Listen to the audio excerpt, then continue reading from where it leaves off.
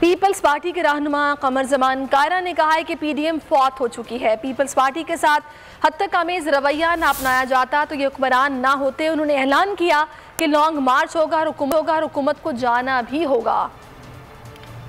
PM से उस हद तक अमेज रवैये का सामना ना होता तो आज तक ये हुक्मरान चल चुके होते। मोमेंटम पकड़ती है ना चीजें। अब सारी जमातें खड़ी हो गई हैं, लॉन्ग मार्च भी होगा, इस हुकूमत का जाना भी होगा। हमारी जमात लॉन्ग मार्च इसमें एहतजाज में अभी फतेहजंग में परसों कर रही है, पिंडी में कर रही है। कोई और इशारा पीपल्स पार्टी के लिए ना कभी था, ना है, ना होगा। खुर्शीद शाह को किसी जुर्म की सजा नहीं मिल रही, किसी जुर्म की बुनियाद पे उनके ट्रायल नहीं हो रहे। हम शुक्रिया अदा करते हैं अदालत आलिया का, क्या अदालत उज़्मा का, कि आज सुप्रीम कोर्ट ने उनको बेल दी है। पीपल्स पार्टी सिर्फ अल्लाह का गाना और अवाम के इशारे पे चलती है।